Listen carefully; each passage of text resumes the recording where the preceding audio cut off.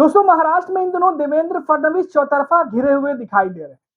पूरे बीजेपी के नेताओं को यह समझ ही नहीं आ रहा है कि बयान दें तो क्या दें, क्योंकि बहुत सारे बयान बीजेपी को आने वाले चुनाव में नुकसान पहुंचा सकते हैं। परिस्थिति ही ऐसी बनी हुई है और ऊपर से एकनाथ शिंदे के नेता ही अब देवेंद्र फडणवीस को टेंशन देने लगे हैं। जी हाँ दोस्तों, कुछ ऐसी बातें हो गई हैं जिससे देवेंद्र फडणवीस की टेंशन बढ़ गई है। वो भी सहयोगी पार्टी एकनाथ शिंदे के शिवसेना के नेताओं ने ही बढ़ा दी है।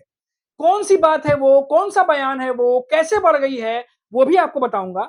और साथ ही साथ बीजेपी के बड़े नेता सांसद हैं निशिकांत दुबे, उनका एक बयान आपने सुन ही लिया होगा, पटक पटक के मारेंगे, महाराष्ट्र के नेताओं के बारे में कहा है। अब महाराष्ट्र के नेताओं का बयान आया है, उद्धव ठाकरे भड़क गए। भड़कने के बाद उन्होंने क्या कुछ कहा है वो भी आपको बताऊंगा। तो चलिए शुरुआत करते हैं इस वीडियो की। नमस्कार दोस्तों, मेरा नाम है मनीष कुमार सिंह और आप देख रहे हैं 4 PM महाराष्ट्र और आपका बहुत बहुत स्वागत करता हूं।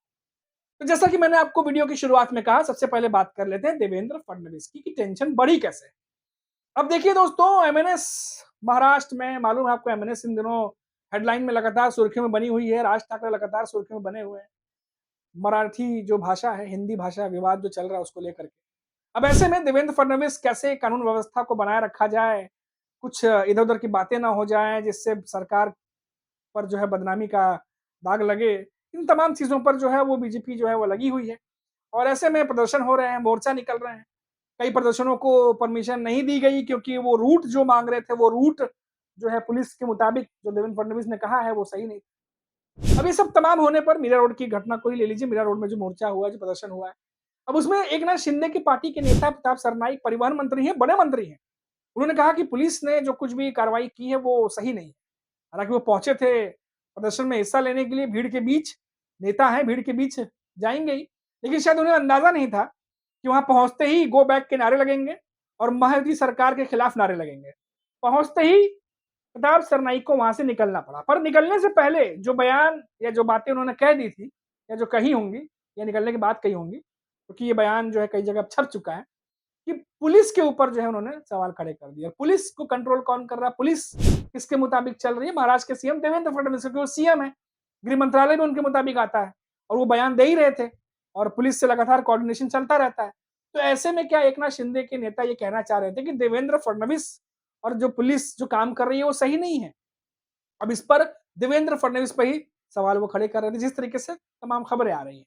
अब ये तमाम बातों को लेकर के अगर देखा जाए तो ऐसा लग रहा है कि महायुति के भीतर ही जो सामंजस्य है वो बराबर नहीं है और लगातार एकनाथ शिंदे की पार्टी के नेता ये कोशिश कर रहे होंगे कि जिस तरीके से महाराष्ट्र में महाराष्ट्र की अस्मिता, मराठी लोगों की जो कह सकते हैं पक्ष लेकर के जो बातों को रखना, इस पर राज ठाकरे और उद्धव ठाकरे अगर आगे निकल गए तो आने वाले चुनाव में क्या एकनाथ शिंदे को वो वेटेज या वो वजन मिलेगा जो विधानसभा चुनाव में मिला था? क्योंकि बीजेपी के अगर वोटर्स की बात करें तो हिंदी भाषी भी हैं, मराठी भी हैं, लेकिन एकनाथ शिंदे के वोटर्स जो हैं वो हार्डकोर ज्यादातर करके मराठी हैं। और ऐसे में अगर एकनाथ शिंदे के पार्टी के नेता या एकनाथ शिंदे चुप रहते हैं, कुछ अपना स्टैंड नहीं लेते या नहीं बोलते, तो आने वाले चुनाव में एकनाथ शिंदे को क्या इससे नुकसान होगा? क्या इसका अंदाजा एकनाथ शिंदे के नेताओं को है? क्या इसीलिए ये तमाम बयान दिए जा रहे हैं ताकि एक तरीके से अपना पक्ष भी रखा जा सके? देखिए, मराठी के मुद्दे पर, भाषा के मुद्दे पर, मराठी अस्मिता को लेकर के हम जो है वो मराठियों के साथ में ही है, महाराष्ट्र के साथ में ही है। तो क्या ये बातें कहने की कोशिश की जा रही है? क्योंकि राजनीति में हर पार्टी फूंक फूंक का कदम रख रही है। अब देखिए, देवेंद्र फडणवीस लगातार जब भी मीडिया में आते हैं, कानून व्यवस्था की बात करते हैं, कानून व्यवस्था तोड़ने वालों को बख्शा नहीं जाएगा कहते हैं। और ऊपर से अगर बात करें राज ठाकरे की तो खुले मन से कहते हैं मारो मेरी वीडियो मत बनाओ। उद्धव ठाकरे की पार्टी लगातार ये कह रही है कि हिंदी भाषा के विरोध में हम नहीं हैं। हमारा ये कहना है कि महाराष्ट्र के हितों की रक्षा होनी चाहिए, जो अभी की सरकार बिल्कुल भी नहीं कर रही। महाराष्ट्र के हितों के खिलाफ काम हो रहा है। तो लगातार उद्धव ठाकरे बीजेपी पे हमलावर हैं। राज ठाकरे चित परिचित अंदाज में जो हमेशा से उनकी राजनीति करने की शैली रही है उस उसी तरीके से नजर आ रहे हैं। अब एकनाथ शिंदे किधर जाते हैं, क्या कहते हैं, ये देखने वाली बात होगी। अब दोस्तों, ये महाराष्ट्र की सियासत की बात हो गई। अब देखिए, उद्धव ठाकरे की अगर हम बात कर रहे हैं तो आपको बता दें कि उद्धव ठाकरे ने आज निशिकांत दुबे के बयान पे भी बयान दिया है।